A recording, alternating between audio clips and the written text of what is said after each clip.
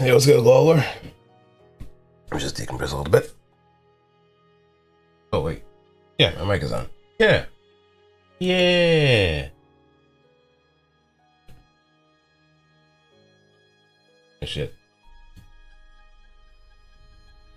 Get this sucker up. Get the game feed going. Refresh the chat on here. On my side, and we can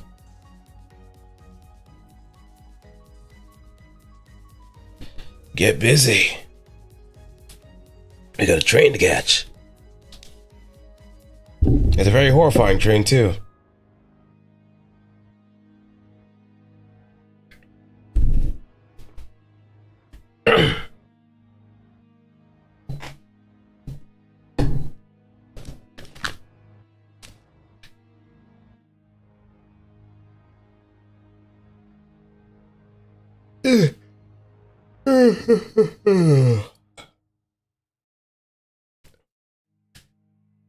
Oh, the cloudy days. The rainy days, I enjoy them. It's not as depressive to me than a bunch of other things, but I don't know why. Ever since I was young, I always enjoyed cloudy days. Maybe the change in atmosphere just really worked with me so much. I just enjoyed, like, I wouldn't say how oppressive the atmosphere is, but how it just feels to see everything just change just from the lack of sunlight. I don't know, I'm a bit of an odd duck with these kind of things, but I enjoy cloudy days for the sole reason of just, it's a comfy, do nothing kind of weather. But if you do have something to do, then of course it's going to be very dreary. Unless if you just like absolute cinema, then you just try to pretend that, hey, this just feels like a natural backdrop for a movie. Maybe like something in the same vein of like The Departed, or something that has like a tense atmosphere where you could just really let out your emotions just for a bit, or just try to get some chops going and see if you could just practice something, maybe like an instrument or singing or something else. Who knows? Some people are very different when it comes to like how they approach weather.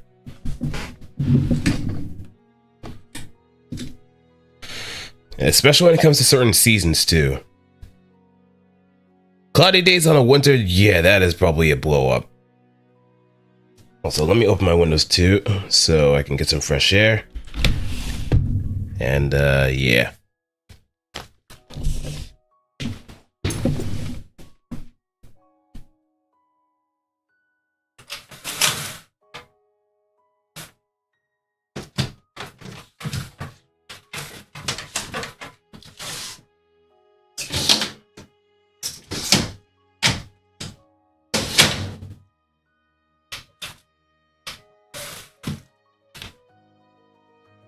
But yeah, cloudy spring or summer days. Top 5 weather condition. Sunny winter days. Also premium. But cloudy autumn days, oh god. If you have like a hot drink with you or some nice comfy material that you could just either watch or read. On a cloudy autumn day, you really cannot go wrong with that. You just really cannot go wrong with that.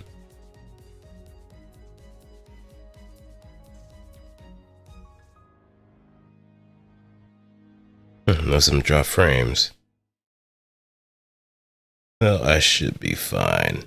It stabilized after a while.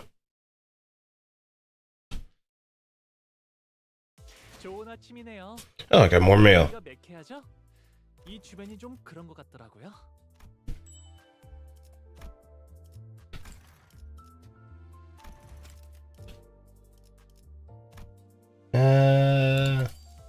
Yeah.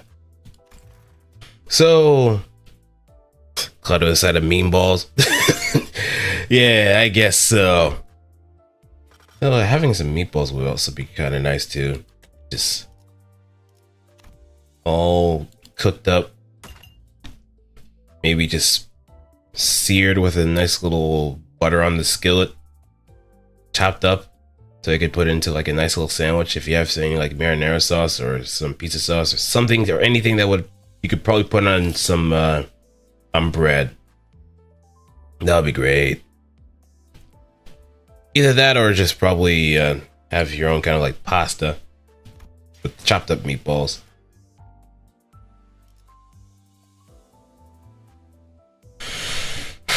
I'm sorry if I'm making people think about food, but you have to understand. You have to understand. It makes a wealth of a difference.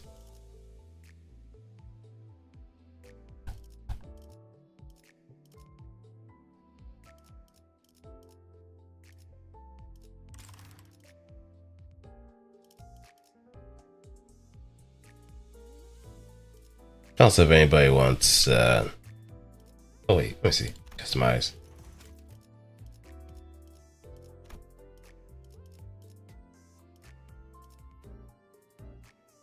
Knocking on the window.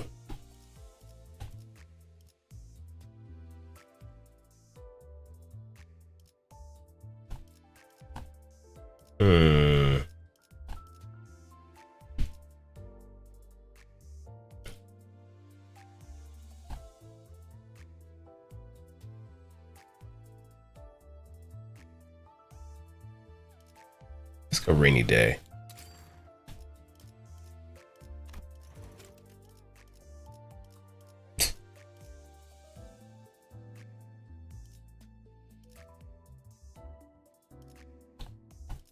And I'll be honest, I've completely forgotten about these backgrounds.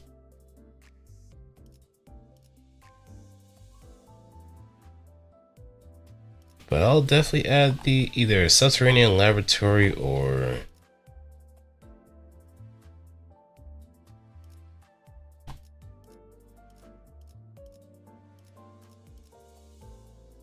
maybe knocking on the window would also be nice.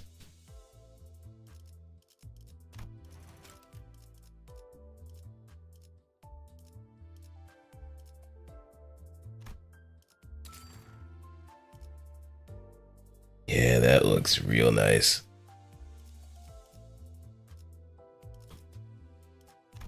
A lot of the stuff have they added to subterranean laboratory.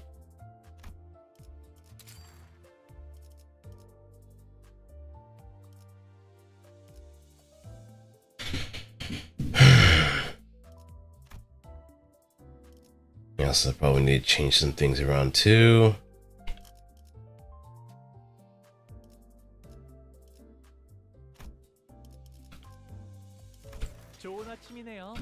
But I'll probably take care of that later.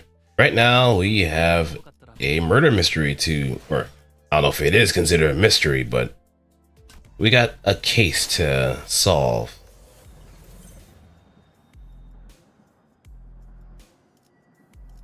Event bonus units include... Okay, so W Corp units add to 20% gain, which you can pretty much top out pretty easily considering we have a good majority of them. Though the ones we're going to be sticking with the most, W Corp, Yisang, Dan, and Ryoshu. I don't think I'm even going to bother leveling up Marcel or Hanlu. Things don't stay in the war forever. Oh no, they don't. they never do. But sometimes you may want to make sure that it does stay there, because the horrors that lie within the warp are anything to be anything you want out in the world whatsoever. And unfortunately that did kind of happen if you did read the beginning of Leviathan.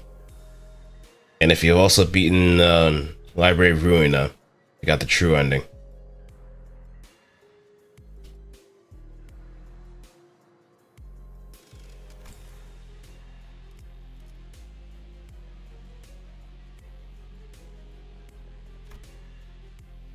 All right, first class. And I think this is not voice 2.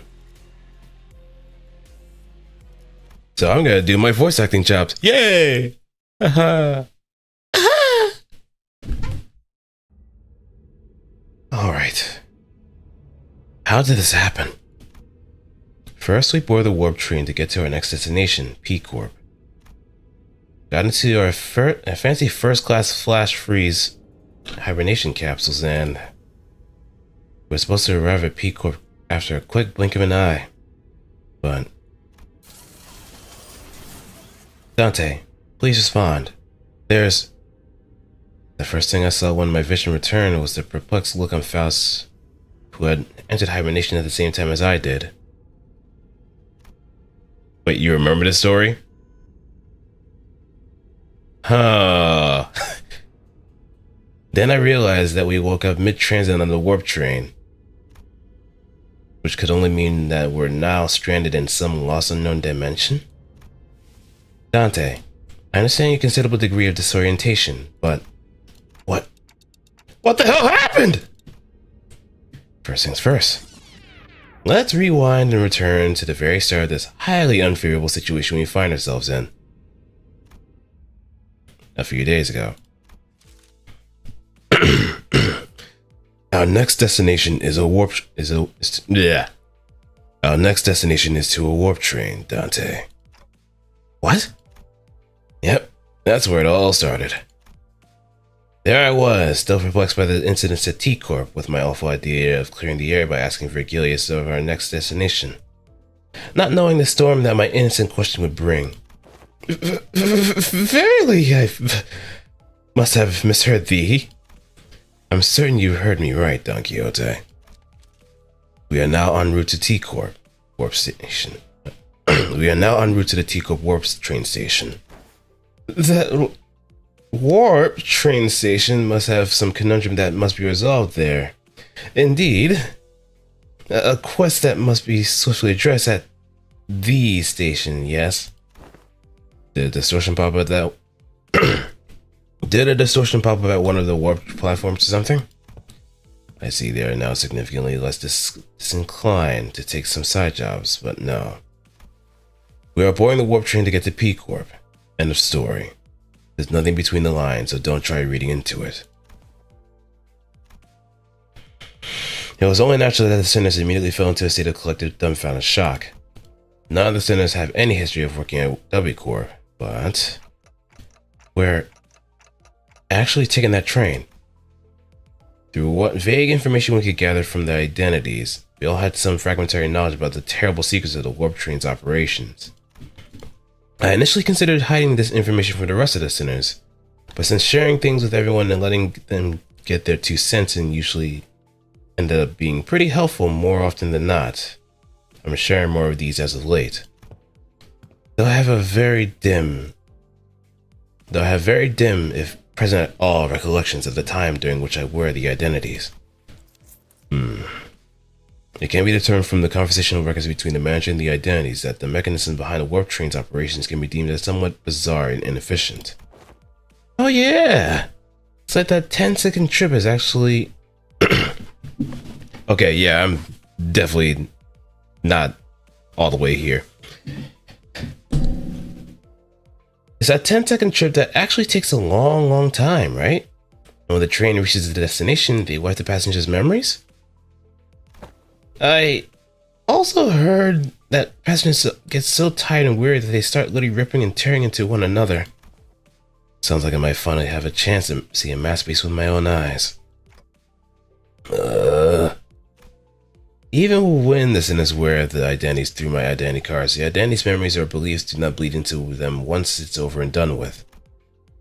I remember when Faust explained that, due to the risk associated with embracing such influences, there was a filtering process to intentionally block them from reaching the sinners. That's why descendants could use the identities of some of our worst enemies without getting infected by their philosophies and whatnot. But it also meant that they couldn't retain any new information that each identity had to offer. That's why I keep a record of things that sound particularly important and sometimes share with the rest of the sinners. My voice doesn't really carry well past the window, so most of our communications are often one-sided. But I had an abundance of W Corp identities, so it wasn't difficult to piece together the truth behind the trains. But, maybe ignorance really is bliss. Your alarm response and possible incompliance have already been accounted for. Faust? Then that has known this all along? Whoever that oops. Faust has indeed known this all along, as no knowledge is of Faust's reach. As expected, a solution to your dilemma has already been prepared. I seriously doubt your solution involves not getting on the train, so what is it?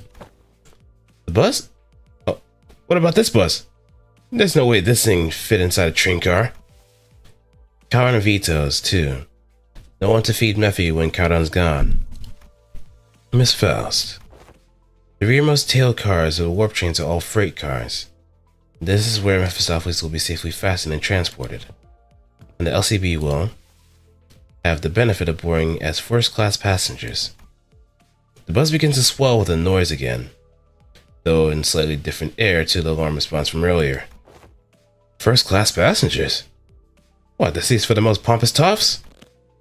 Even on normal trains, you got those sods whose proudest accomplishments in life is planning their arses in the first-class seats, while others are cramming themselves into freight cars because they haven't the cash for even an economy ticket. Hey, don't look at me. I've been in one of those first-class seats before either. Isn't the ticket for a single-class seat like as expensive as a 3-4 month salary of a first-year wing employee? Can our budget really handle paying for all these fares? The company's budget is not a subject that warrants your concern. I heard first-class passengers get some cool bonus stuff like personalized private capsules or something, don't they? That is the promotional language, yes. They are flash freeze hibernation capsules, to be precise. They have been designated to easily withstand the true amount of time it takes for the warp train to travel from point A to point B. The trip will be over in the blink of an eye for the passengers. The company's regard for our well-being is unfamiliar yet welcome. To be provided such extravagance merely for our comfort, such occurrence is quite seldom. Right. I thought they were going to slip just the guide and Karen into first-class seats and ship the rest of us into economy cars. It seems like an unnecessary luxury. They should have saved the budget and given only the executive manager and their loyal advisor access to those seats. Okay. After the events of T Corp, I doubt you would be considering yourself as a loyal advisor. No. Altis. Baby, please. Oh, baby, what is he doing? We already know that you're pretty much on the ruse, but just don't lie to yourself. Let's not get ahead of ourselves. We're taking the train to get to our next mission, alright? We have to think about the unique nature of warp trains and prepare ourselves accordingly. Right. I know it's first class and all, but warp trains are just plain creepy. And you'd also be worried about, for example, economy passengers are going to have a hard time getting into a first class car.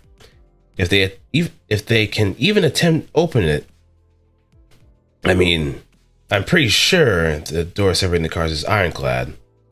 Ishmael, who's been holding the first class promotional pamphlet in her hands for a while, was chatting on with fire in her eye. She actually might enjoy being in first class. We won't even have to lift a finger. We just have to board the train, get into our castle, shut our eyes, and snooze through the entire ride until all that mess in the other car blows over. I heard they used to give out commemorative merch back when their finances were in the gutter. And... oh.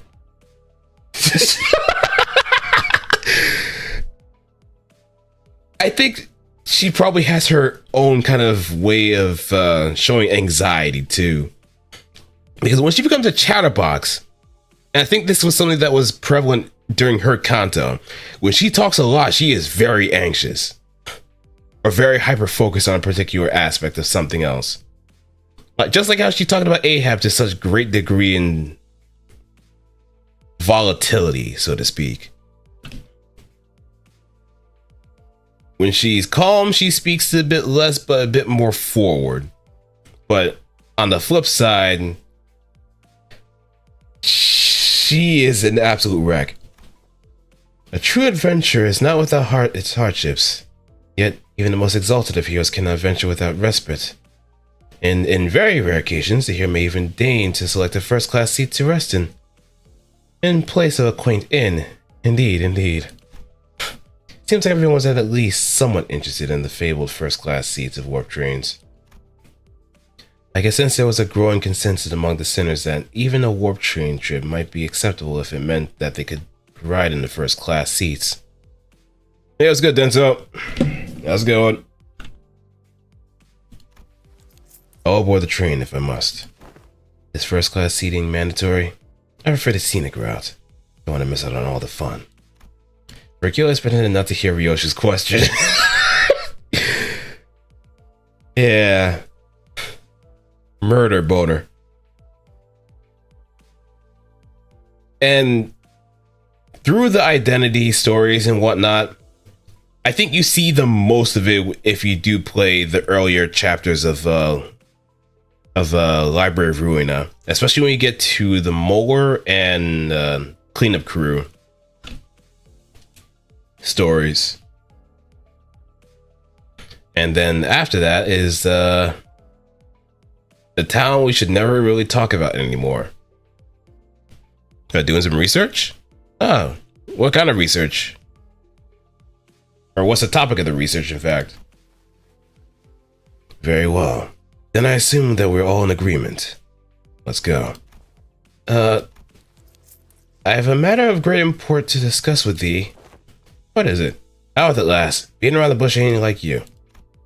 Don Quixote carefully began, almost whispering in a low voice. That is, in the first-class seats.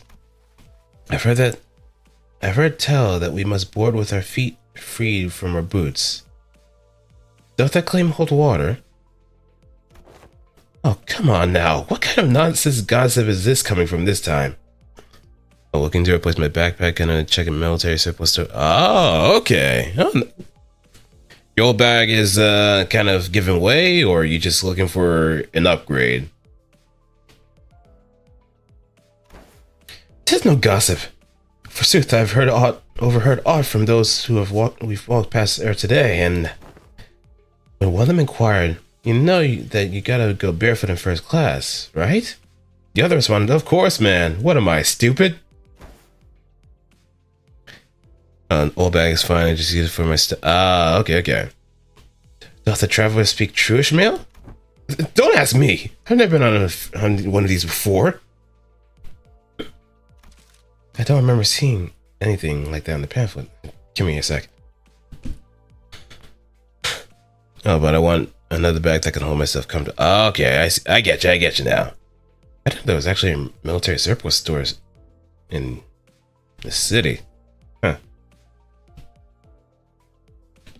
I can imagine that probably might be like far out, but if it's at a pretty close distance, then hey, might be a train right away. I must be separated from Rocinante. Not even for a twinkle. I shan't toss Rocinante to the side next to such vulgarities like those ugly shoes of Sir Heath.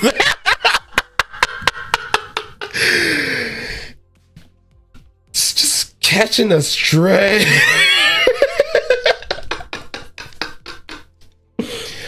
Boy, you little. I implore thee, O illustrious red gaze, prithee grant me thy position and allow me to board with Rocinante.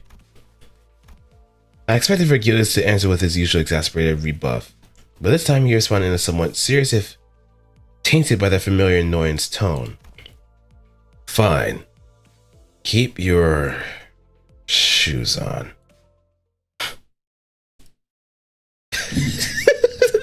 At least let me keep my shoes, unless I don't want to be put together with whatever raggedy ass kicks that eagle.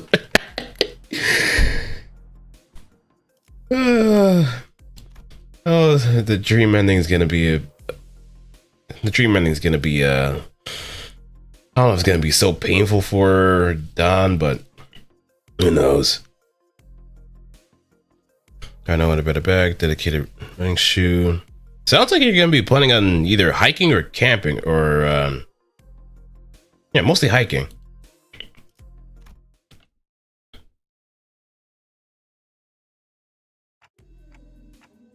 This place is huge. That was my first impression of the warp train station. Oh, so this is...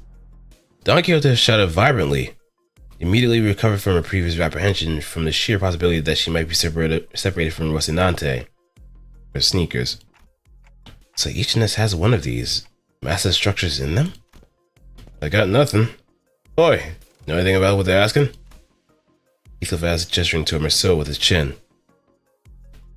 Not just running to the bag I wanted just to carry a change of clothes and lunch bag comfortably.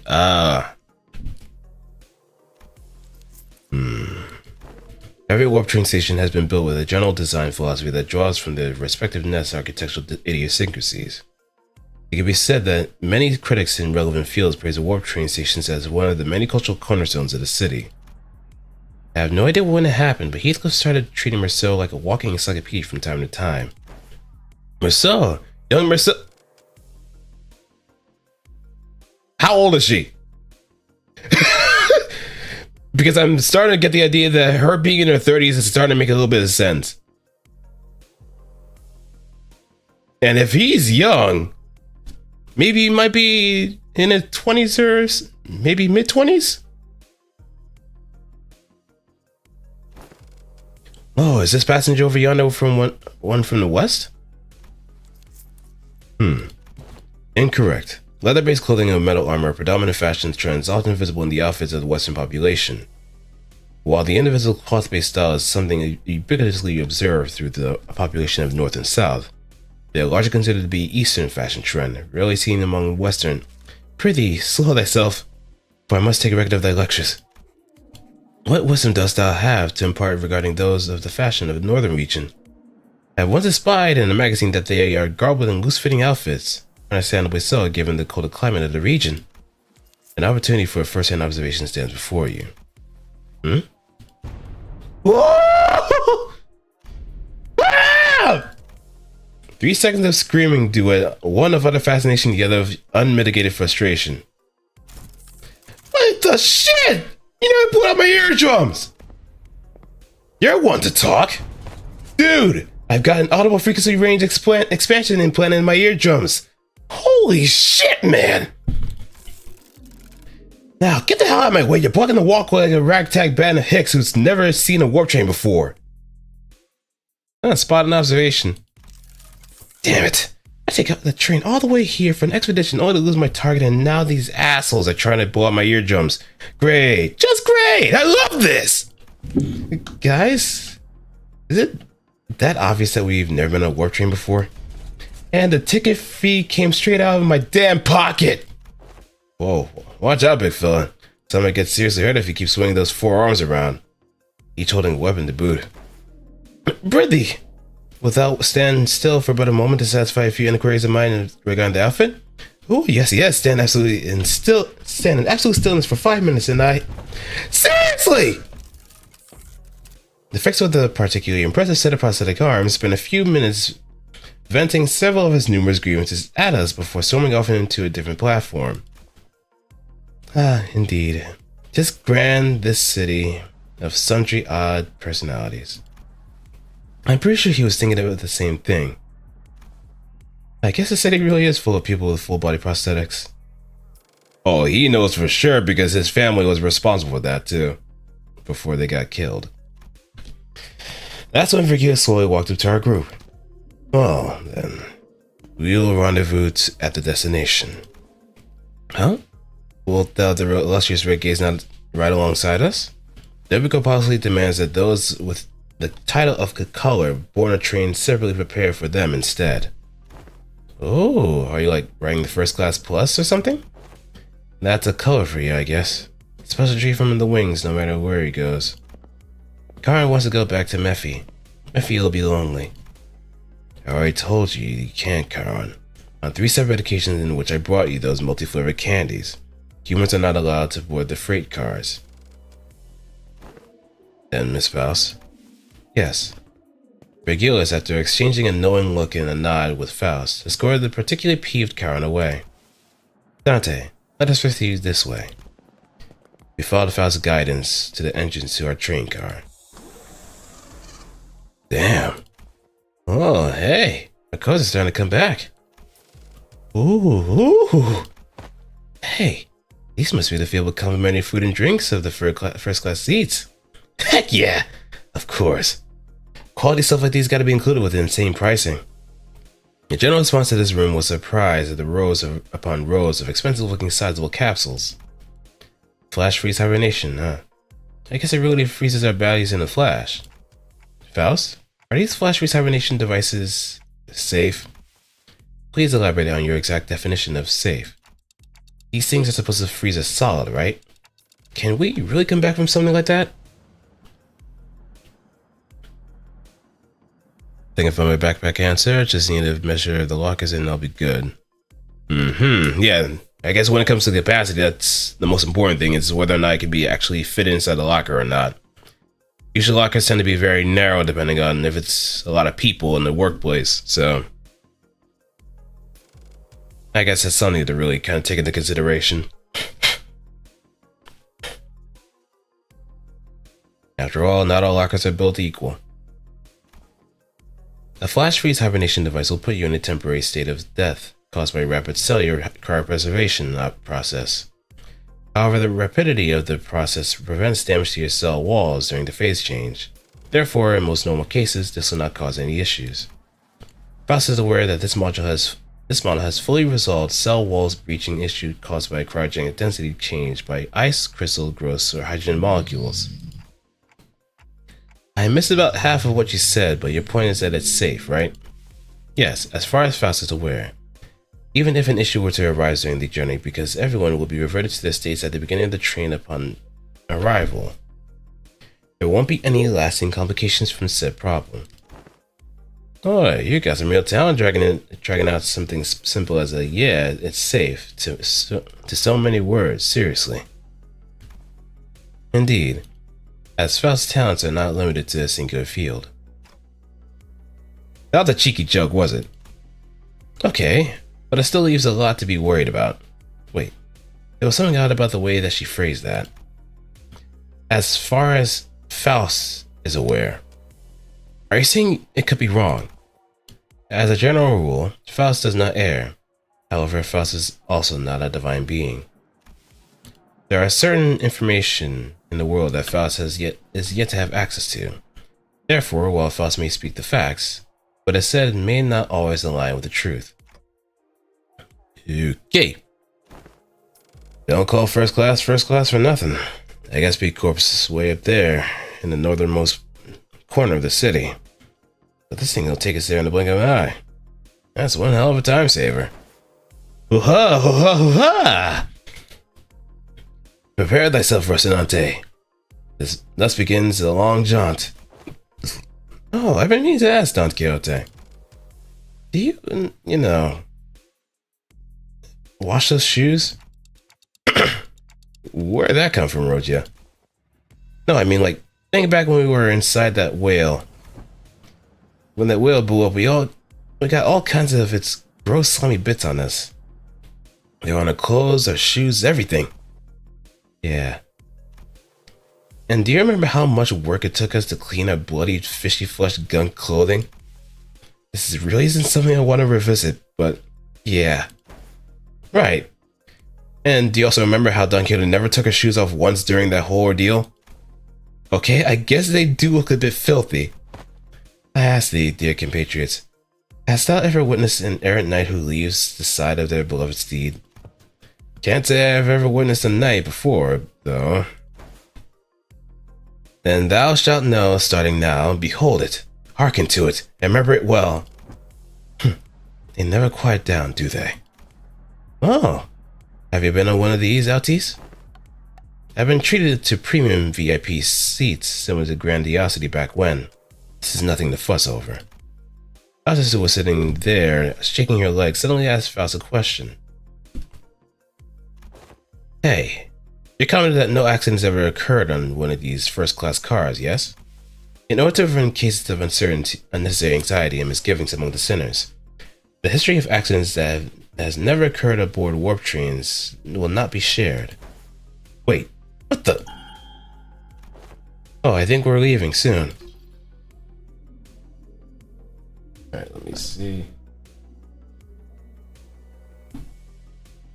This is for Warp Train PW612, bound for B Corp. Boarding period is ending soon. The sinners, who were either leisurely enjoying their complimentary snacks or taking a look around the first-class car, suddenly became a lot busier. Then, let us hurry and enter our castle before it's too late. Oh no, why is it that this... The other sinners made it to the capsules no problem, but I felt like I was the only one who was fumbling. Is it anxiety, Dante? I think so. Initiating warp in 10 minutes. Allow me to assist you. Stand as though you are leaning back and...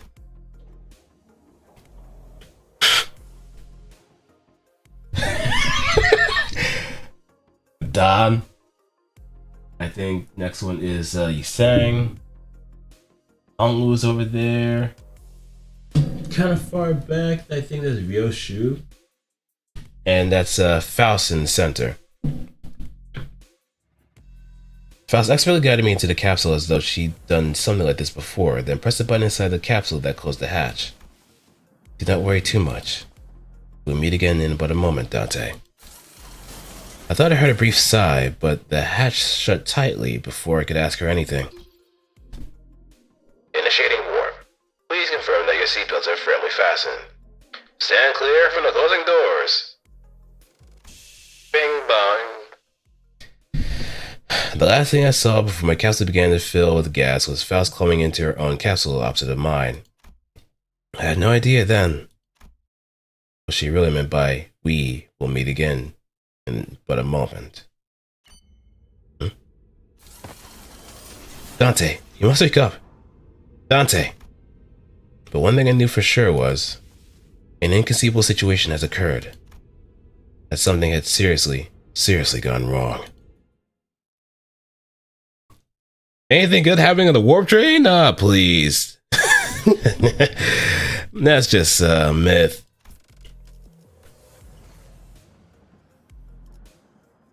Also, am I too loud, or do I need to turn the volume down on my mic? I kind of had to turn things up because of Mecha Break being awfully loud for everybody else, so I just want to be sure of something. Or I could just always notch it down too. We're here already? Well, I guess that wasn't an exaggeration at all. It really did happen in the blink of an eye. As always, Faust was giving me her usual look, which was a complete lack of emotive expression. Which, I suppose, is why I didn't immediately register that something had gone awry. No, we're not yet at our destination. Huh? When I finally came to, after I had some time to digest the odd reply, I looked up at her face once again. And I realized that her expression was more antsy than usual by a microscopically minuscule degree. So, this train is still running. Yes. Then, where are we? I believe we are currently stranded in our unidentified dimension. Coordinates unknown.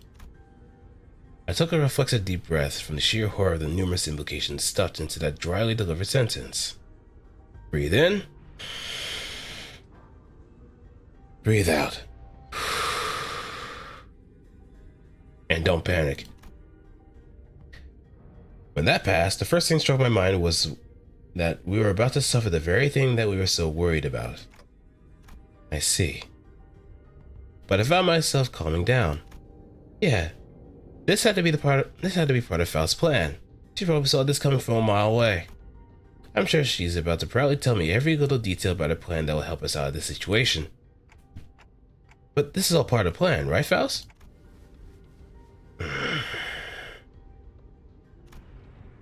That was an unusually long silence from Faust. You are half correct, yet half incorrect.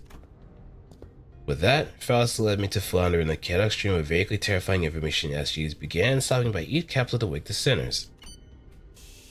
Oh, we're all ready? Man, it really did happen in the blink of an eye. No. Oh, what's this? We're all ready? For real? Yeah, it really did happen in the blink of an eye. No. Whoa, we're really...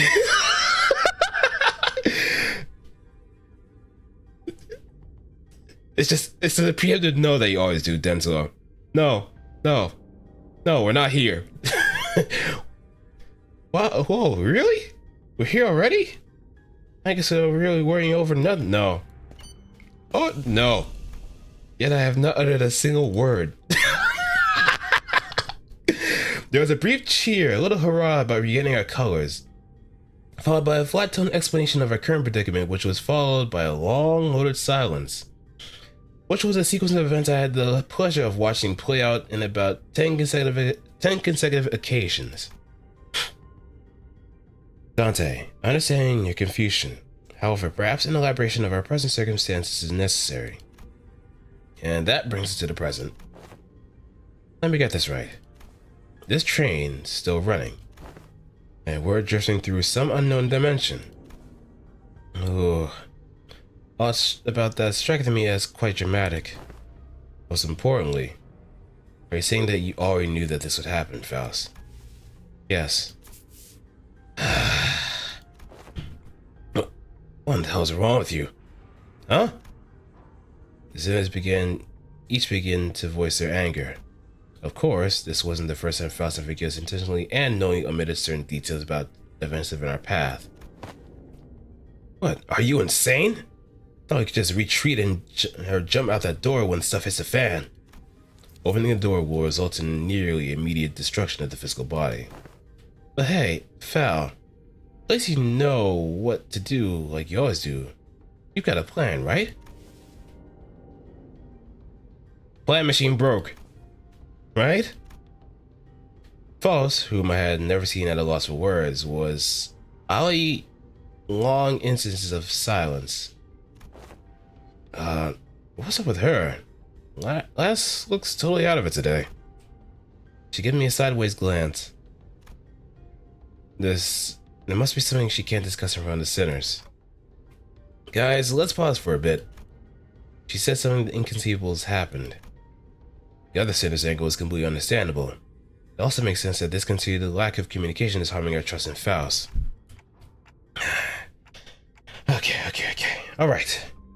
We're going to go over the situation from the start, okay? But just letting things play out might really turn everyone against Faust, and for good. And I doubt Faust has any ill intent in waking us up in the middle of the trip. First things first, I gotta get the sinners to calm down. Then I'll ask Faust to tell us what happened. If there's a problem, we'll figure it out and deal with that. We'll deal with it as we move along. Tell us what's going on, Faust. All of it. In a way that we can all understand. Let us hear it out first. Is it okay with you guys? If you say so, I'll go all with it. Fine. I suppose look at my rag never really did anything. Thank you. Then, after some time, the gist of Faust's explanation was as follows. The cause of this issue, as always, involved a certain contract and unilateral decision from the higher-ups of Limbus Company. Corp caught wind of Limbus Company's recent distortion contract management for promotions and decided to contract us to deal with any of a mysterious repeated series of incidents suspected to have been caused by distortion. After multiple failed attempts to resolve it on their own, of course. The distortions themselves likely did not pose a problem for W Corp. Based on the available information, it can be determined that they would have all been neutralized as soon as the train arrived, and any transformed passengers would have been reverted to their human forms. A particular callback to the incident that happened during the events of the Library of Ruina. Two distortions, Jae-hoon and Eileen, pretty much made a mess inside the cars. for lack of better words. And we have that particular incident as well, of the town that we should not be talking about anymore. You know, it's a Ravenholm kind of deal. We don't go to Ravenholm anymore, but you don't have much of a choice in a warp car.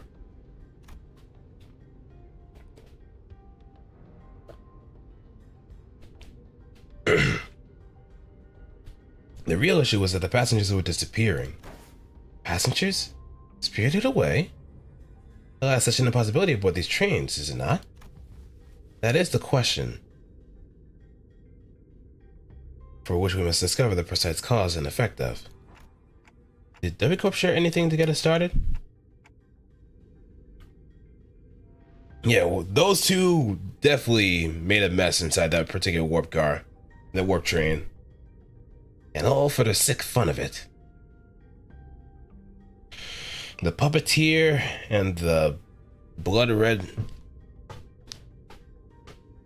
I forgot the rest of her name. No, wait, Blood Red Knight. There we go. That appears to be the most prominent cause of this misunderstanding. She explained that W Corp refused to share anything about the trains because they were concerned about maintaining the secrets of their singularity. Maybe that's exactly why they sought an upstart business like Limbus Company to deal with this. Now to think about it, we wouldn't even know where to start if we didn't have the access to information that identity cards had to offer. Us produced what appeared to be a key card with the W Corp logo on it before continuing with our explanations. However, we were given this massive key card that can open and close hibernation capsules at will. We may return to our respective capsules. Hey, Aoi! I'm doing pretty good, and you? Must be rather late at night for you. But, how's everything with you so far? Hope all's been well. We're just, trying to solve a mystery of disappearing people in a very dangerous, train car that takes us anywhere and nowhere and somewhere and... Oh, it's 5:30. Oh, okay, so there's still probably daylight out. We may return to our respective capsules as soon as the contract is fulfilled and safely complete the rest of the journey as we had planned from the beginning. These bloody wings. Every single one of them is absolutely balmy. I think it's a bit unkind of them to ask us to finish the puzzle without all the important pieces. I'm burning under the sun. Why? But I thought a fox was supposed to enjoy the sun. But then again, the high heat doesn't make it any better. At least T-Corp, their chief executive director, tagged us along as our assistant, not to mention kindly explaining so many new things to us. It sounds like Miss Faust is stuck between a rock and a hard place herself. A penguin. Oh. I'm mixing, the D&D and I didn't know you were a penguin. But then again, no, wait, I think penguins have a hard time dealing with the heat too.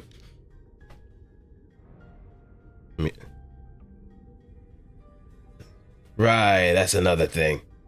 Snow foxes can't really yeah, because they would much rather rely on the snow to cool off in the... I'm making myself...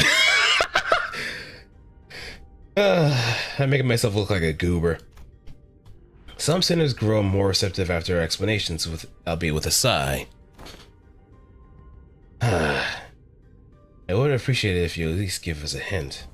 Yeah, I understand where you're coming from. It's not like there's someone out there monitoring your every move and every word, right? That is... But not everyone was willing to let this go without seeing the piece. Next time, I'll take your inputs into account.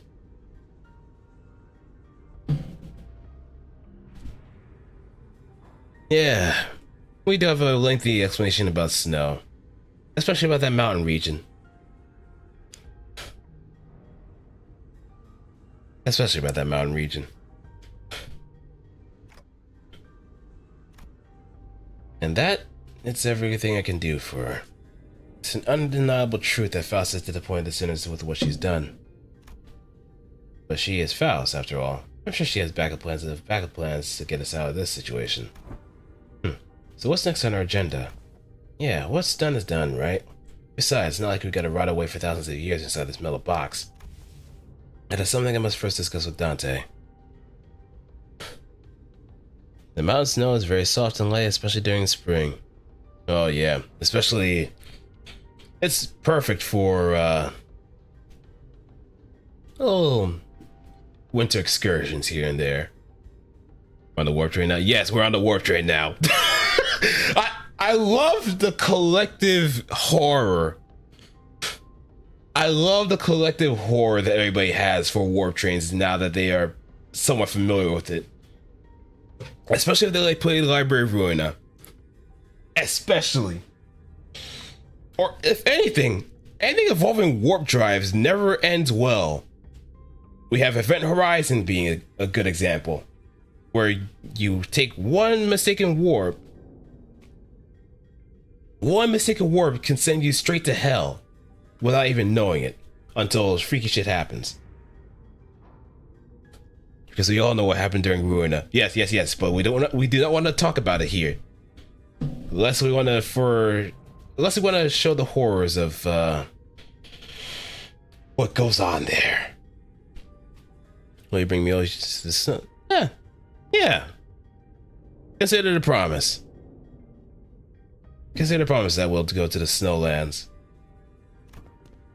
together. And you get first class. You can ride upon my shoulder. Well, I guess you might enjoy walking in the snow too. For obvious reasons. What are we discussing, Faust? I recommend that you lower your voice from this point onward, Dante. Why are we whispering?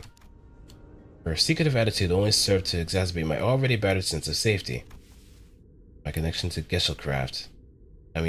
Faust has been set. Geshelcraft? Huh? Shh. We don't need to talk about that, Vento. We don't. I'm sorry, what? I cannot access Faust's knowledge at the moment. I guess I was absolutely right to be anxious.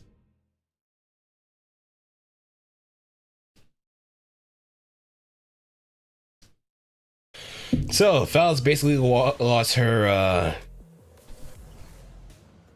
connection.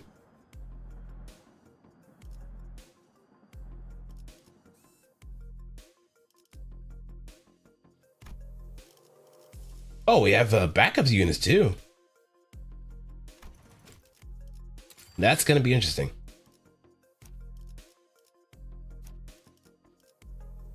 But let me also level up cleanup crew.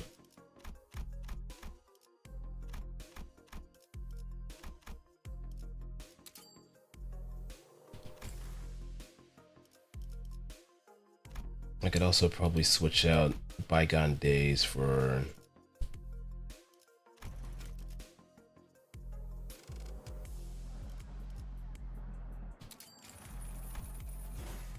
or this might actually be helpful since it can bind.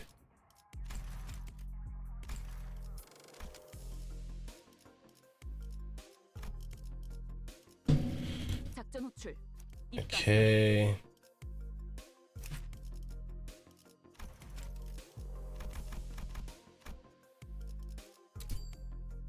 Yeah, we're in the business of overkill.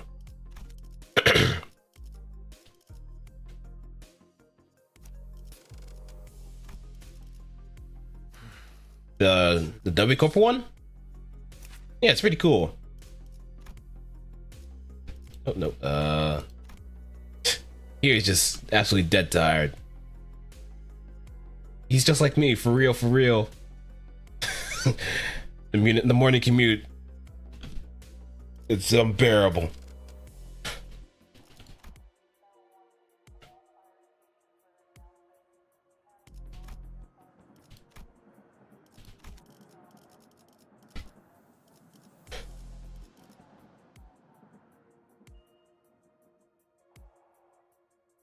Yeah, Yisang.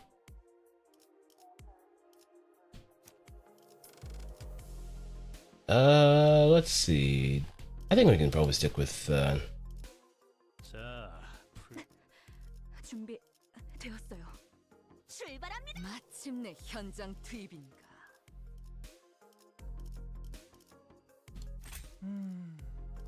가볼까요?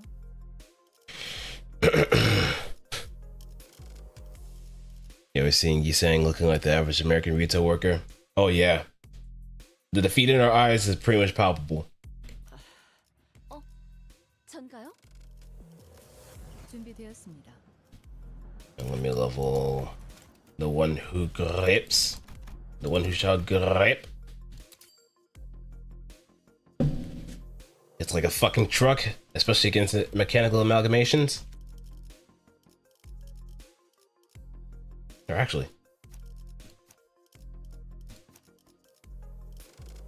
말뚝을 쑤셔 넣어주죠. Who do I have as 6? Yeah, there we go. 말뚝을 쑤셔 넣어주죠. 1, 2, 3, 되었습니다. 4, 5, 6. All right, now there's probably a good reason why they have a backup system implemented. 싱싱한 풀이 보이네. There must be a good reason why. What do you mean you can't? I mean it in the most literal sense. My access to Faust's input and information, which has always been readily available, is completely severed. Oh. What if everything about the situation is something that you don't have access to yet, like you said like last time? One cannot completely dismiss that possibility. But even that is uncertain. Every answer Faust has given me was always full of confidence and methodical expertise. Except for that one situation that was expressed during the last wall prick gets knocked. Or she did kind of give a bit of a cheeky answer that she knows almost everything. But this kind of exacerbates the whole idea that perhaps she's been fed this information this entire time and just kind of rolls with the punches if she doesn't know anything. So that must mean the original Faust might be the one that met up with Vergilius at like the tail end of Leviathan. I don't think she ever said a sentence that was full of speculation and doubt. Then, Faust, you are... Yes, at this moment, I am limited to operating only with my knowledge. I cannot discern the cause of this disconnection. More than enough precautions have likely been taken in case of interdimensional travel. But perhaps Faust did not take into account of an occasion in which we may have to access an unidentified dimension such as this. Or even if it was taken into account, this particular dimension may not have yet been subject to cross-observation. If that is not the case, then no, never mind. There's nothing that suggested my connection to Faust would be lost, not even as we board the train. To be honest, this is a rather disagreeable situation for me. Alright, for now. Now that changes everything. I recall the last thing I saw before the hatch on the capsule closed, and Faust told me not to worry too much. Okay, it's just a minor setback. Nothing we can't beat, right? We got this. I began to mutter like I was trying to convince myself. As a manager, my job is to calm everyone down and set their sights on the future. Just as Faust did for me immediately before the hatch closed. If you're right about why you were disconnected, then the problem will solve itself once we're off the train. And if we ever do run out of options, I'll just turn the clock and see what happens. Don't stress yourself too much. We still have a lot of work. We still have a lot to work with. Your knowledge, my clock, the sinners, and I can feel my confidence taking a hit with every word that comes out of my mouth, with my metaphorical mouth. But it seemed to be enough for Faust. She nodded. But I have a very particular picture in my head. Like, for the first time, Faust may actually be showing a lot more emotion than what she leads on. But she might also have, like, the cutest expression of just trying not to, like, eat shit. in this proverbial sense of not having any ready and available information at her behest. Understood. Like, she keeps up the calm, cool demeanor right now, but she is in her mind, I'm guessing she's like Aqua from Konosuba, panicking at every single second.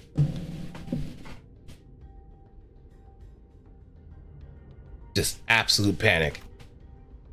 And to the sinners, the fact that we are currently confined to a warp train in operation must be a source of enough stress. I believe that sharing Faust's currency with them would add unnecessary sorts of tension.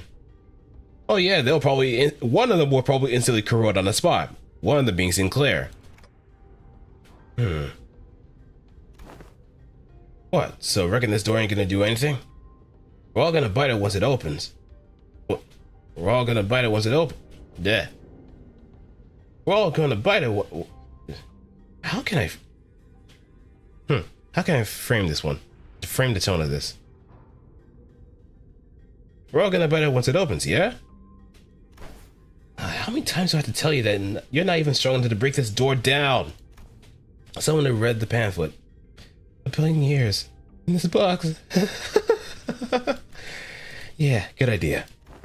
So, what now? You gotta take a searching sweep around each car or something? In the grand scheme of things, yes. Faust cleared the air with a cough before continuing. By A-Corp's standard time scale, approximately 3 days have passed since our departure.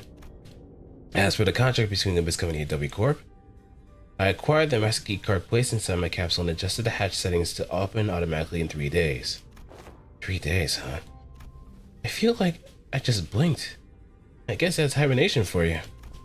As you were all informed prior to boarding, there is no way for the economy class passengers to enter the first class car. That is why this place has remained untouched. However, cross-referencing my own deductions and W Corp's rather fragmentary explanations, I can assume that the situation is currently under progress in the economy class cars. The part where they thrash the shit out of one another, tearing their limbs off and all that mess, right? No, I doubt that.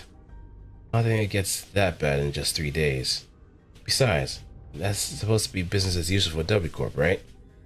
There must be something else that's out of the ordinary that they want us to deal with. Precisely. In my opinion, it's... Oh, hold that thought for about a moment. Just as Faust was about to continue, Don Quixote raised her index finger on her lips to signal her to be quiet. Dost thou hear aught as I do? Scratching. Nay, rapping. Forsooth, passage gate must be... As Don Quixote kept listening with her ear to the door, an odd expression of half curiosity and half horror appeared on her face. It's possible that there must be... Lady Faust? After that very distressful noise, everyone simultaneously turned their heads to look at Faust, who closed her eyes and briefly in thought. Please step aside for a moment, Don Quixote. It'll be best if I observe with my own eyes. With that, she produced the master key card from her pocket and approached the panel installed next to the door. Whoa, hang on a minute. You're gonna open the door? I intend to follow your usual flavor of suggestion, Heathcliff. That there are times in which a physical altercation is preferable to detached ruminations. Huh? My suggestion? I ain't gonna disagree with you there, but what's gotten into you, lass? After all, how could I deduce anything without seeing it myself? After a brief mechanical beep, hideous creatures suddenly crashed through the open door and charged wildly in our direction. The abominations are approaching! Get the flamer! 좋아. 얼른 끝내고 밥 먹으러. Yeah, they even look like Elena. Yeah, just like Blood Red Knight. Eileen. And they all do bleed.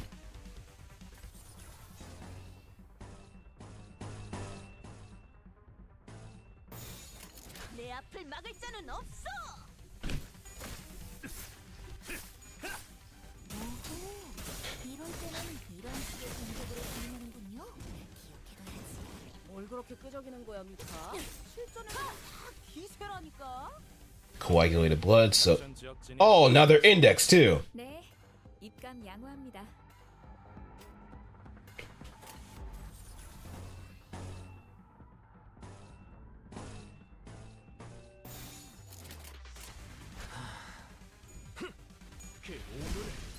Rip and tear! 효과적이네요. 이 방식을 기억하는 게 좋겠어요.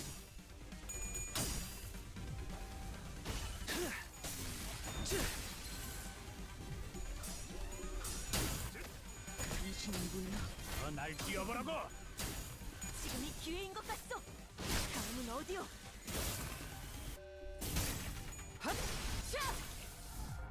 Oh, you got quite the bloodthirsty bunch here. 때는 But unfortunately, they won't get anything from me.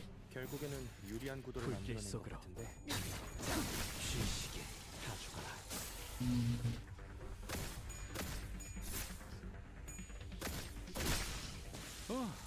씹는 맛이 있는데?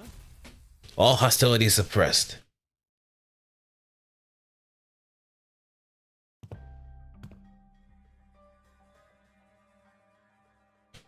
Lady Faust? However similar in appearance they may have been to the passengers, verily, 'tis though they were in complete want of sense, like people politified by the whales.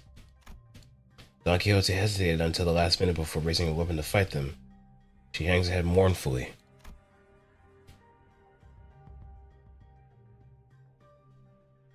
Normally, Faust would have told her more information about those monsters before the fight began, and she would not have been burdened by the sheer thought of bringing harm to the innocent.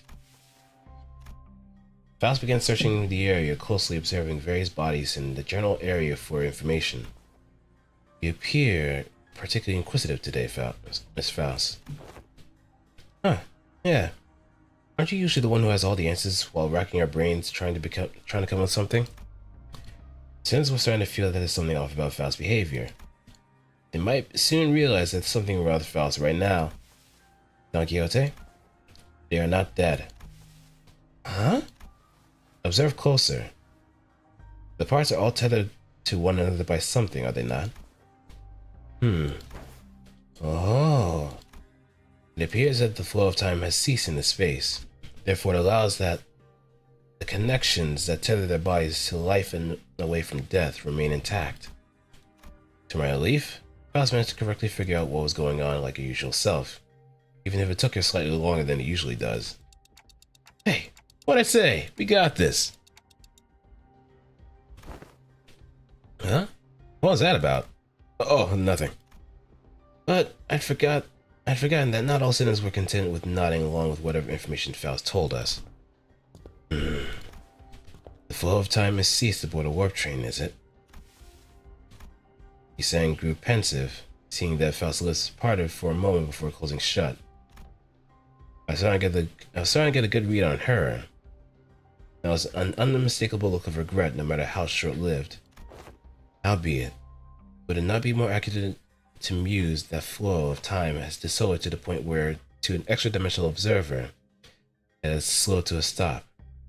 What is your perspective regarding this suggestion?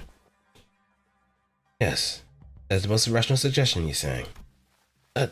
Did Miss Faust get something wrong? Wow, Yusang, sure is a time expert, right? Can you summarize in the easy language now that we're talking about it anyway? Gladly, if you would allow me. Yusang began to elaborate with gentle enthusiasm. That was close. To speak in brevity, it can be said that death is not an element aboard this train. And can you maybe speak in a little less brevity? To elaborate. Roger, you idiot! Verily, this one's heart beats still. Don Quixote lowers his head to listen closely to what happened to the dismembered torso and shouts of relief. Their state is akin to an unassembled jigsaw puzzle, merely immobilized and separated.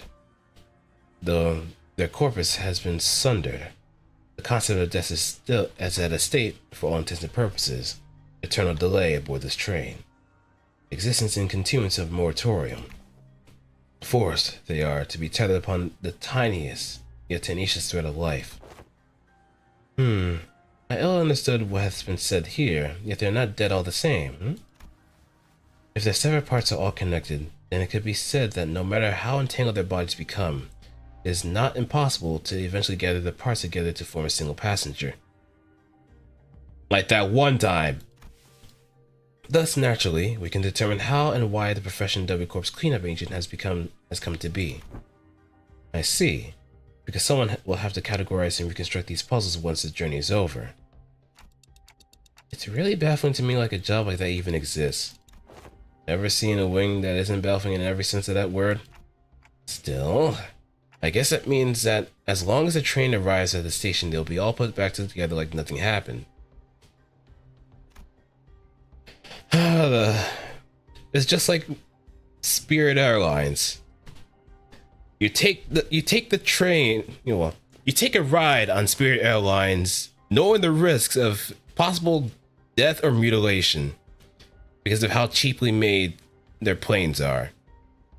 But if you make it to your destination, you're pretty much still together. Okay, maybe the Spirit Airlines conjunction may be a bad analogy, but you get the idea. Riding economy on something like that is a risk. But it is a very heavy risk at that too.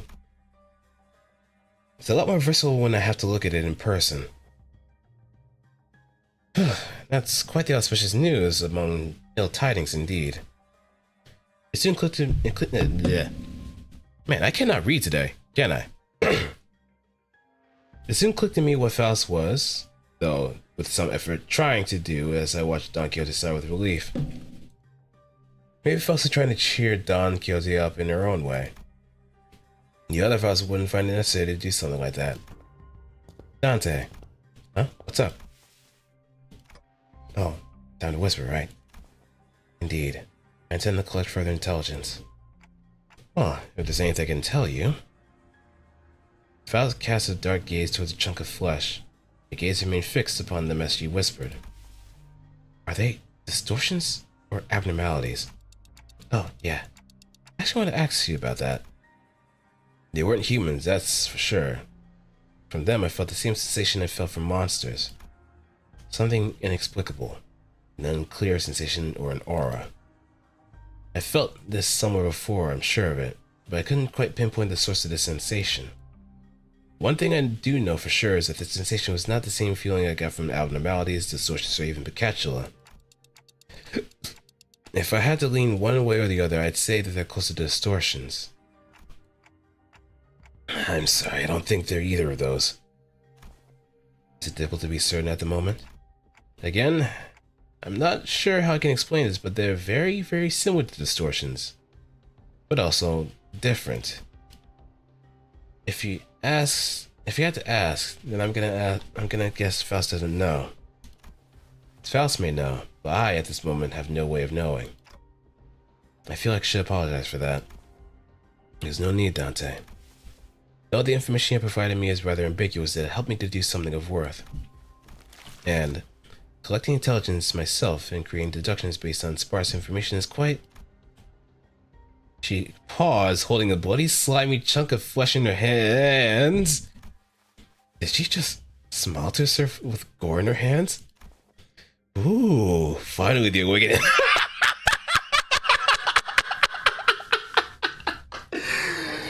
Oh man, this chapter is good.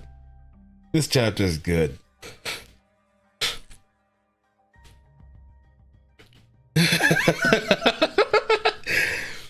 So we finally see a side of Faust that I think I've been waiting to see for quite some time.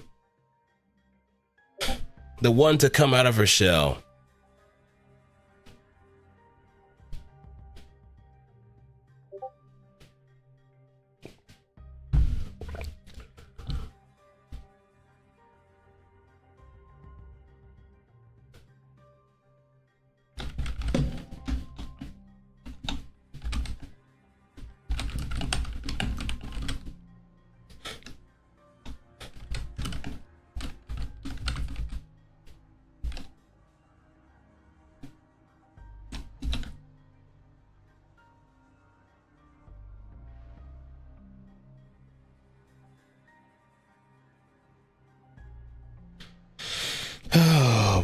boy, oh boy. It's like if Yoshi finally found a kindred spirit.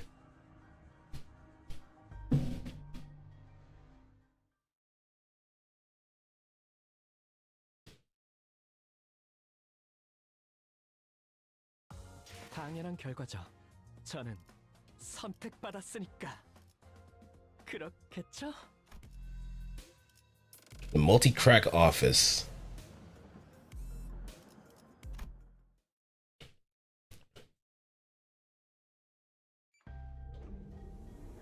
After a round of intelligence gathering from Faust, we opened the door to the next cabin only to be greeted by a loud commotion. It sounds like there are other survivors. Ah, passengers in danger. Worry not, for I have a... Whoa, whoa, whoa! Don't come any closer! Who the hell are you guys? A four-armed woman suddenly jumped in our path. She appears without warning. Faust stumbled a little, inadvertently slapped by the figure's swinging arms as she pushed us away. Right, like you gave me any warning before you practically kicked the door open. Would you mind moving the huge sword of our faces? It's a bit disconcerting. Threatening? I'm just trying to protect the civilians in this car. Also, is that a bioprosthetic? Must be an old timer, huh? I thought those things went out of time. Yeah. I thought those things went out of style forever ago. Oh, you want to see what this old timer's got left? Oh, he took major offense to that. Thou art from the north, really? That Garba is of northerners, no? This really isn't the time, lass. Anyways, it looks like we're in the same mess here. Make way for us, yeah? She seemed to be sizing us up for a moment. Nah, how do I trust you? Gotta prove you ain't bitten. I'm not gonna let all my efforts protecting this place go to waste. Bitten? What the hell are you talking about? Weird. You look completely lost. If you're in one of the economy cars, I'm sure you've seen... Hold on. Are y'all from the first class car? Yeah, we just woke up from our capsules. But none of you look very... I mean, aren't first class supposed to be... Well, why didn't you say from the get-go? Name's Sasha. Multi-crack office rep. With that, she lowered her weapons and allowed us to pass. Those great swords are pretty gnarly too. Have you not left this car for the duration of the ride, Sasha? No, I haven't. We warped over to T-Corp after picking up one of their contracts, but jeez, can't believe that this train broke down? Shit, is it even broken? I'm not feeling hungry or sleepy at all. This thing's some shady bullshit if you ask me. You can feel all that in a prosthetic body? Man, how could I live without my favorite hobby? Drifting into a sweet nap after a pleasant meal? So I made sure to get some high quality parts for him, so I can still feel hungry and sleepy. Hasn't something else of note occurred? You bet your ass something else did. Apologies. You bet your ass did something else of note go down. How distracting. Is it hard for you to speak without being so hyper? Or at least stop swinging your arms around like that? Can't do that, friend. I broke all my prosthetic arms in a fight, so I'm calibrating a new set. Gotta keep swinging them if I want to sync them up with the other parts anytime soon. Anywho, I don't know what the hell's going on, but people start turning into some weird monsters all of a sudden. Haven't had a goddamn clue as to who they are. They don't seem like they can understand this either. If she's from up north, then I have a really good feeling that she's from the... Whatever the northern part of the city is, I'm definitely sure this is, like, New York, because of how often she curses like a damn storm. Like the other multi-crack dude that we just ran across too. Curse like a goddamn sailor. So you know what? Good thing my train car didn't have a lot of those monsters. I just chopped what monsters there were to pieces and hauled the civilians to this vacant car.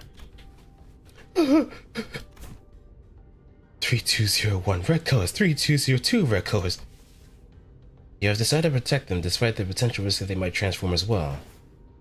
But of course, it is expected of any Valor's fixers to stand guard on the front lines against evil to protect the weak. I've been keeping a close eye on them for the last 3 days, and so far 0 transformations. Go past this car and you'll see what hell on earth really means. Those bosses are constantly trying to claw their way to the front of the train, so if you ask me, I'd wish some shit went down there at one of the train cars in the back, and spread like wildfire until it reached here. I see. And that's all I can tell you about the situation. So what's the story? Why'd you rich first-class folks decide to suddenly grace us peasants with your presence? Nothing that's happening here could have made you swanky first-class cars. So what's your business down here? W Corp has hired us to solve the case. We are, fixers! Indeed, fixers. Faust wore a look of reluctant acceptance as she affirmed Don Quixote's declaration. Ah, they got every single one of your first-class tickets? Your office must be rolling in the dough. Wait a goddamn second. So W Corp already knew this would happen. But, are you really contracted to a wing? Not sure if I trust you. As you must be well aware yourself, the contracts and contract fulfillment are paramount of important for fixers. With that in mind, please recall that W Corp is one of the most secretive wings of the city. Ah, non-disclosure agreement. Makes sense. I wouldn't want to deal with those Oafy boys either. Anyways, I'm still gonna have to ask proof that you're actually contracted by a W Corp. This is a master key card given to us by W Corp. I believe that I can open most doors aboard this train. Faust produced a master key card from our pocket. I guess there isn't any other way for us to prove that we're actually contracted by W Corp. A key card? So you use this to open the path between the first class and the economy car. Let's see, W Corp logo. Oh, nice materials. Looks like you're telling the truth. Alright, I won't pry. Not like there's any cash in it for me either. So, I guess you gotta go all the way down there for your job, huh? Yes. The fixer finally got out of her way, and with one of her free hands pointed to the opposite door. Well, it's your funerals, ladies and gents. Or a victory lap if you guys really are that good. Lots of luck to y'all. Thanks for the words of courage. I thank thee for thy words of courage, Fixer Sasha. I shall trust thee with protection of this fortress. Pray thee protect the innocent in my stead.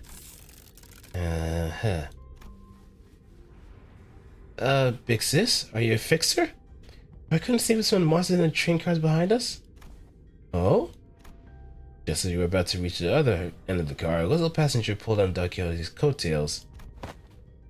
Aye, forsooth. Whoa, are you a famous fixer? Forsooth, once again. Thou may notice me profoundly illustrious fixer. Whoa, I want to be a fixer too, just like you. Don't pester the lady. I'm sorry, she's my daughter and... Worry not thyself, 'tis no bother. No bother at all. Thou must dream becoming a fixer thyself, little squire. It is fortunate that someone like you yourself is aboard the train. Your presence ensured the child's survival. What you talking about of all of a sudden? Come on, no need to keep up appearances between people in the same line of work.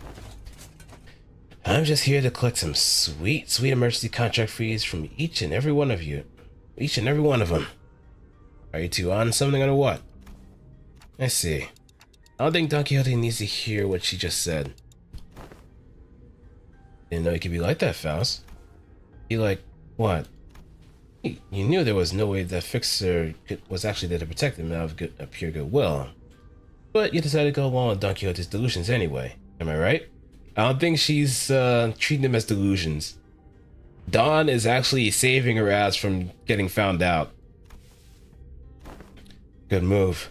I was getting worried about what might happen if she started acting out again. You saw the twinkle in her eyes too, right? Don Quixote has always been energetic, but she's been especially bouncy today. Because this is the first time she can actually be a hero. Ever since the event that happened with K-Corp's borders, This is legit the first time she could actually appear and be a hero. Eyes. Faust strode towards Sasha with a question. I have one last thing to acquire. It'll be 30k per inquiry. That's quite an unsound decision to make for someone who claims to be in the same line of work as us. Have you considered the possibility that, once our contract is successfully completed, we could include references to a particular cooperative associate office in our report to W Corp? Whoa, you serious? Well then, let me hear it. Were the eyes of the Monsieur face red by any chance? Sasha paused her swinging arms for a moment upon hearing that question, appearing to either be in thought or trying to recall something, then answered.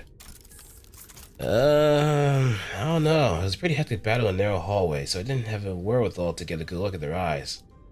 Is it something important? Well, for one, my prosthetic eye is red. The passenger over there's got red eyes.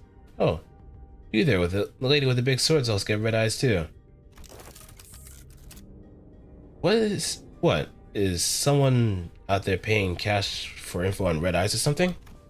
No, well, it was a question of no significance. Faust nodded lightly in her direction, then opened the door to the next car.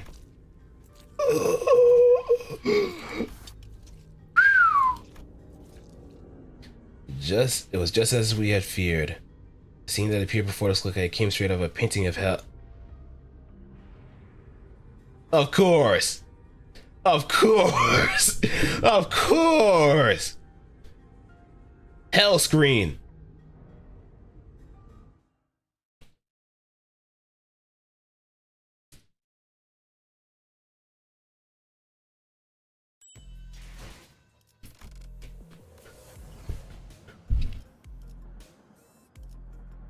And this looks like a focus encounter too.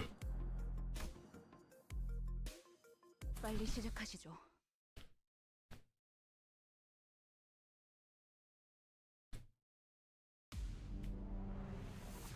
아, 저런 건 그냥 쓱싹쓱싹 More of them. 하시라고. 편하게 해. Yeah, this must be the remnants of Eileen and Jaehoon's handiwork. 잘하시면 어떡해요?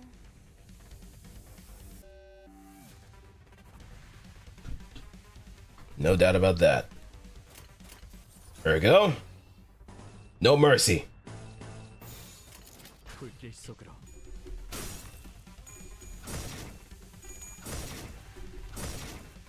그 오물을 떼어내주지.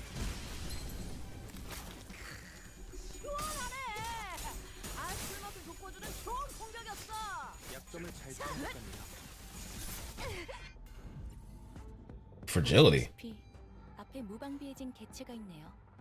부디 그래선 안 되겠지만 이 틈을 놓친다면 관리자님의 역량에 대한 계산을 재검토해야 할지도 모르겠군요. Oh, okay, I see.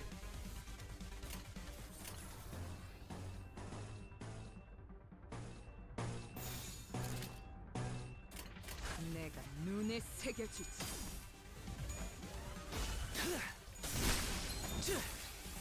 효율적인 대처로 개체를 꿰뚫었습니다. 참고로 기계는 이대박이 날 말지 뛰어보라고. 쉽게 하지 않아요.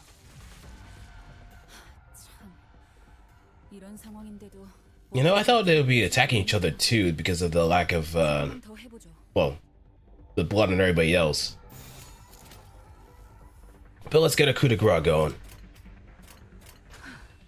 전투에 임하겠습니다.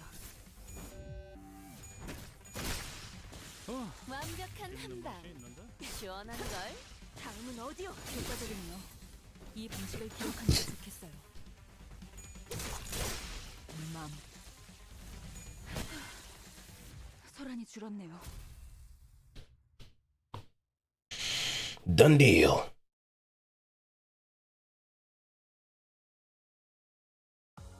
근육이 신나서 날뛰는 건 더 해치울 거 없어? 난 이제 시작인데.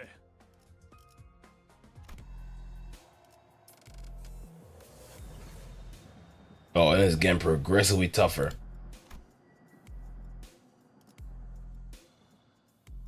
기차와 같이 달려나가게. As expected.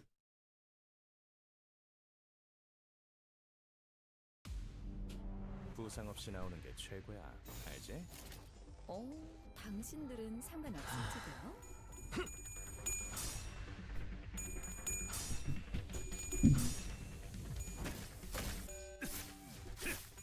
날 뛰어보라고. 개체의 유효한 속성을 정확하게 간파했습니다. 제 예상만큼 관리자님의 능력이 우세하다는 것이 증명되는 것 같아 다행이군요. 네. 관리자가 아니라 지휘관이었던 거 아니야? 떼어내주지. Absolute destruction. 적에게 치명상을 입혔군요. 관리자님은 당신이 생각하는 것보다 대단한 능력을 갖추고 있다고. 제가 Oh yeah, there's 저는 언제나 옳은 말만. yeah, I don't want to play that game.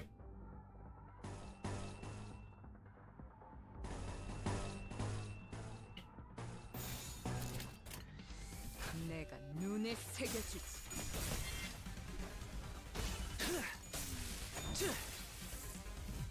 정신을 물러 터졌군요. 날 뛰어보라고. 다음은 어디요? 뭐든지 하나씩 줄여가면서 시작하는 Wait. 거지. Backup arrived. 병을 하나씩만 비우면 참 좋을 텐데 말이죠.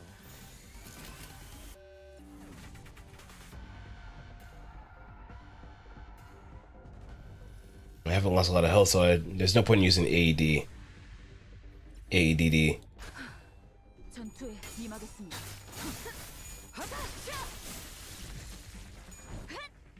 Zap! Zap! Zappity zap zap! 효율적인 대처로 개체를 꿰뚫었습니다. 참고로 기계는 입에 발린 말 따위 쉽게 하지 않아요.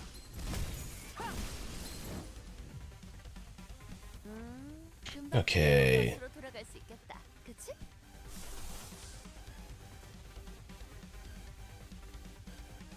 Six plus sinking. We don't have that.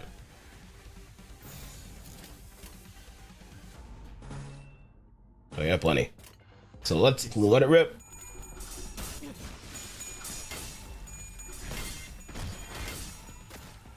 날 뛰어보라고.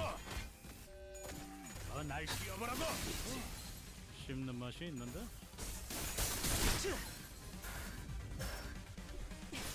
Wait, what the hell was that? 평가? 양호. 어우, 제대로 꽂혔는데. Hey, Zebos, what's up? How's it going?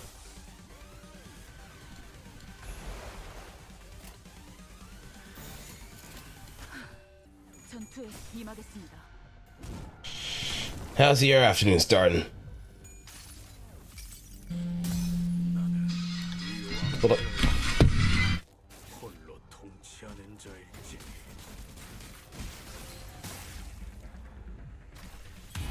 효과적이네요. 이 방식을 기억하는 게 좋겠어요. 씹는 맛이 있는데. 쉬시게.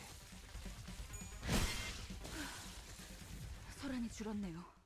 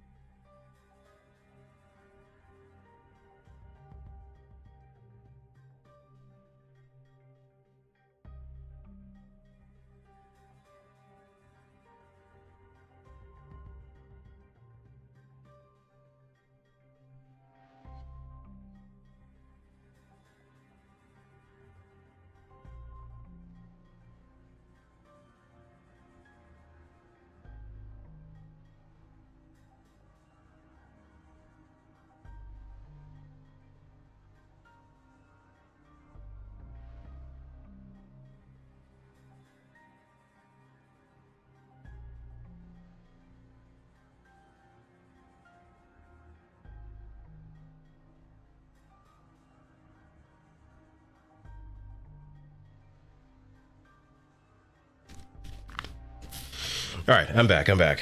Just got off the phone with my dad. Met an extreme but not a fan. That sounds like a really, really. Zevos, please. Tell me. Give me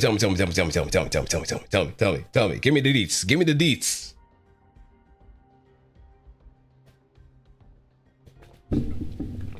You met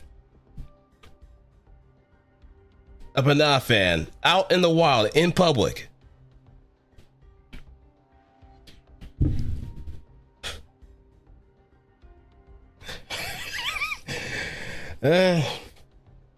Thank you for the welcome back messages. And I can assure you nothing was wrong with my computer or anybody else's computer. If you are experiencing some issues, you may want to check your memory first. That's the first thing you want to look at. Look at your task manager if you can. See what processes are running that's a little bit too high for your own good. And if you don't know how to open your task manager without doing Control-Alt-Delete, just do Control-Shift-Escape. And you can pull that up quickly. Battling in a narrow hallway really takes a lot out of you. Too bad. Making big movements when there's not a lot of room to move around takes a lot more energy than you might think. Especially for people like us who use longer weapons. These enemies weren't much harder than the ones we fought earlier, but it was inevitable that the sheer number of them would eventually wear down the sinners. Someone's running too high. The summer heat. Well, I guess in my case, it's been cold rain for the past day or so, wish you were here. But then again, I wouldn't wish anybody to be in New Jersey, to actually live there. Things are getting crazy. Yeah, I've been wondering that too. Why are you so tight-lipped all of a sudden? Yes. In the good old US of A. Mostly on the East Coast underneath New York. I usually joke to say that New Jersey is like the step cousin of New York. But one thing is for certain.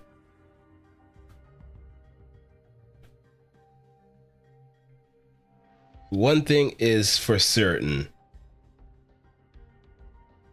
People, and I'm pretty sure Densuo and a few others who actually live on the East Coast can say this, that the real tri-state is New Jersey, New York, and Pennsylvania. Nobody, and I mean nobody within those three states ever even considers Connecticut as like a part of the tri-state area. Yeah, I was chilling at Miami, recent events downtown. There was a few fans that love Library Arena. She and I happened to talk as we were introverts and invited to the event. A bunch of my guy friends grabbed me. Dude, she's got a male voice. Why aren't you react? Yeah, the reaction that I had is exactly the reaction that I had to that information was all. And she likes banana too. I should have just got. But then again, I don't know the age, so I don't want to play that dangerous game either. She might be roughly your age, but very far from mine, so I have that particular cutoff point where maybe like hard minimum is like 25 years old.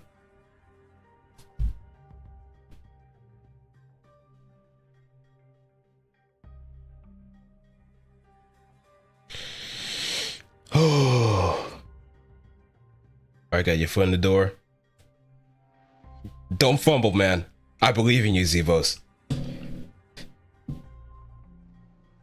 I believe in you. All you gotta do is play Library of Ruina to its fullest extent. You should be good. Also, maybe a Lobotomy Corporation. If you made it through day 50, you got it. What was that? Was it the? I think it was Gorilla Gun, right? Where I just pass everything on to you. The company just passes everything on to Simone. I may have no relationship experience whatsoever, but a Banat fan, you're gonna be treated with something wonderful, I can say without a doubt. Those entities are. What do you think those entities are? Huh? Didn't I just ask you the same question? Oh no. Are you? Do you think there's a chance to come up with our own answers first? Of course, Faust did not confirm or deny his question, but Sinclair was perfectly capable of interpreting her silence in his own fashion. There were some things I learned after fighting them, I think. These monsters aren't mad at us, nor do they want to attack us because we're an obstacle. That's not why they're attacking us. Quite. Tis apparent they hunger for aught, charging at anyone and anything in a desperate quest of it. Right. That's strange, though. I thought hunger or thirst wasn't a thing aboard these trains. It could be determined from the entity's attack patterns that their offensives were not based on rational thought. The source of this behavior can only be tracked by primal aggressiveness. Yes, and was there anything else? Anything else? Oh yeah. I think they all had red eyes. The bodies were wreathed in blankets of red.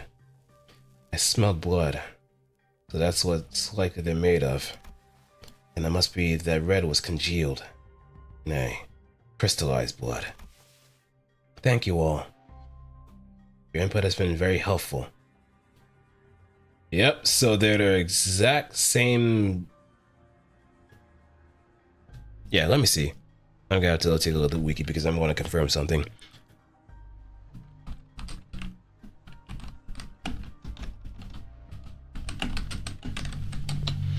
There's a particular Elena.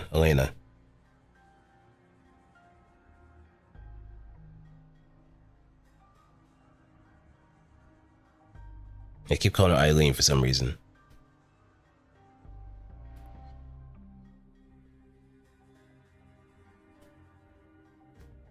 A blood fiend. There we go.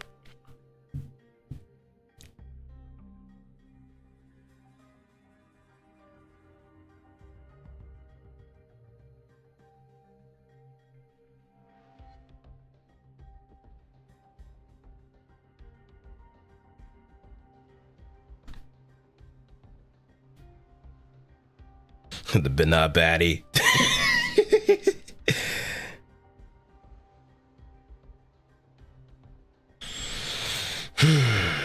Now it makes me think also too. What kinds of people are fans of certain Sephirias?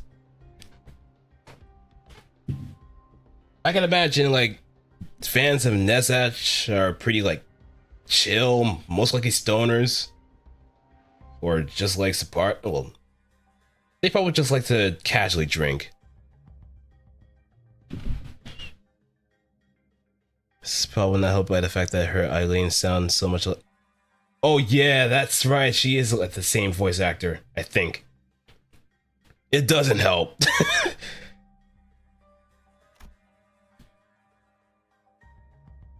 Actually, let me see. Most of the Lobani people I met are insane people. In a good way or a bad way? Or in a very quirky, tee hee ha ha kind of way? Zevos. Also, what's good, Scarlet? Welcome to the stream. What do you learn from that? You're in luck, Dante. I have read upon the subject as detention while perusing information regarding our next destination. Moments before we board the train, and while that will be a useful element in resolving the situation, Senators have also been very good in sorts of intelligence when it came to categorizing and identifying important evidence from the available sea of information. Your advice is correct, Dante. In between, just don't get touched in the wrong places or... Oy, oy, oy. Oh yeah, that's not good.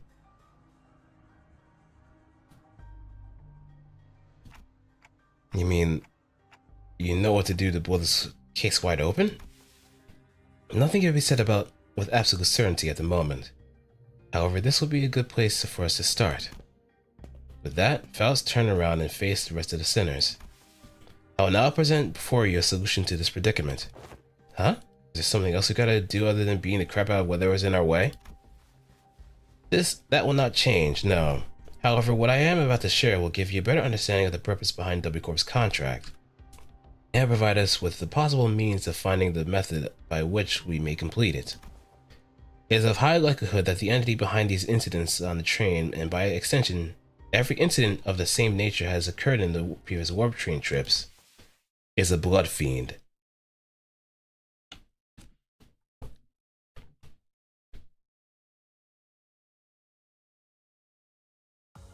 근육이 신나서 날뛰는 건 더 해치울 거 없어? 난 이제 시작인데.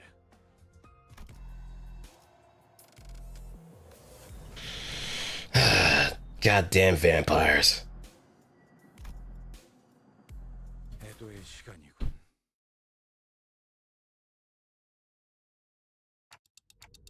Wait, a blood fiend? What's a blood fiend? A blood fiend?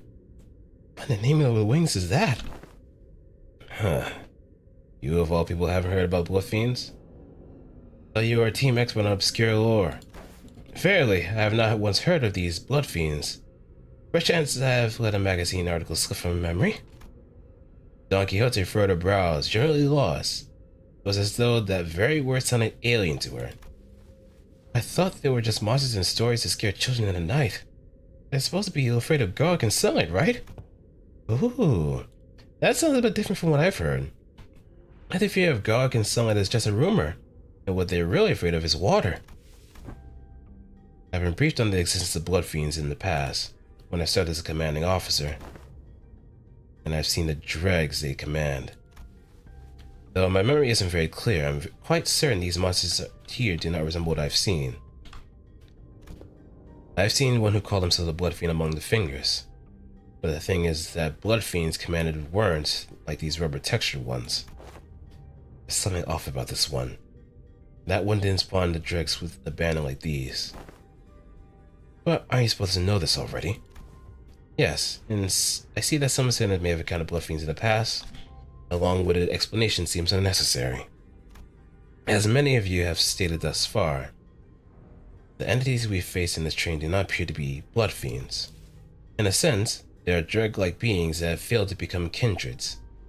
They are referred to as blood bags among relevant parties, according to information I'm aware of.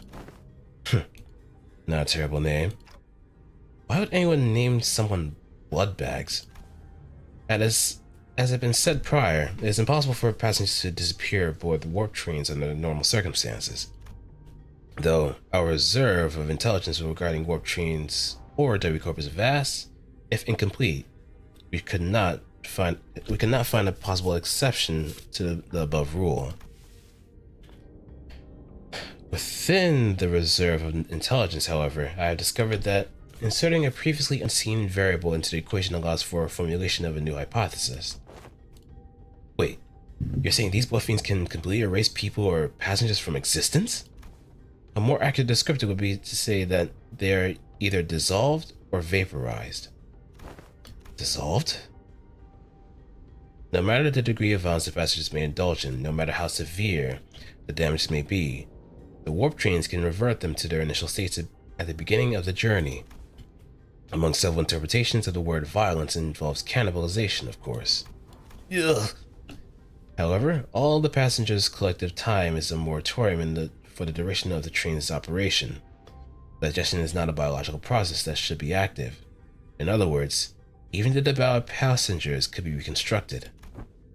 If they're merely stuffed into the digestive tract, then I suppose they could get the passengers to retrieve the chewed up chunks of the other passengers and piece them back together via the vein-like things connecting each individual. However, such is not true for blood bags. Blood bags are, by their nature, obsessed with blood. Their existence hinges upon supplying themselves with blood of their victims, and it is said that they must consume a minuscule amount of blood to maintain their forms. Wait, what? Didn't you say that digestion is not a thing while we're on the train? If I were to continue my deductions, perhaps consumption of blood for blood fiends and blood bags is a fundamentally different process from our consumption of nutrients for energy. To them, blood is accumulation, an entailment of something that forms the self, including but not limited to emotions, ambitions, wealth, purposes of existence. Then, it must naturally follow that they can spend their blood at will, which is a process that is isolated from other biological processes such as digestion. You've fallen half of that. You exist in a moratorium of a time at the present moment, Heathcliff. Yet your emotions still persist, do they not? Anger, sorrow, and joy. They continue to spark within you. Well, I suppose they are. Though we cannot tell whether they may be in a state of alteration, or whether they remain ensnared in the wheel of creation and destruction, it can be said that emotions, once past, exist not in continuation. The passenger's will to persist, the worth of this very existence in which they thrive, do they not all gently atrophy into non-existence even amidst the ceased time? Miss Faust seeks to illustrate the similarity between how emotions are to ourselves and how blood is to blood fiends. Gotcha. So that's why she said that their blood is vaporized, huh? If that's the case, the very blood that's supposed to bind these chunks of flesh together will also evaporate, which means they can't be pieced back together. There's no incongruence in that logic. Everyone fell silent for a moment. That was way too much information to process all at once. We didn't even know what to make of them either. I would like to ask a few questions if you would permit me. Yisang was the first to break the silence. Could it be that the blood bags are direct creations of blood fiends? If such case, then by which method do they? That information is inaccessible at the moment. Faust applies to avoiding Yisang's gaze. There isn't anything I can do about this. Listeners will only get more stressed if they find out, and that's something Faust and I both want to avoid. Inaccessible. Ah, indeed. Now I call what you've said in the past. It's only a speculation. However, I assume the form of direct physical contact is needed to turn an individual into a blood bag. If such were not the case, then we, who are likely the greatest obstacles to Andy's goal at the moment, wouldn't have been the first ones to be turned. Going back to what Sasha mentioned too, where she asked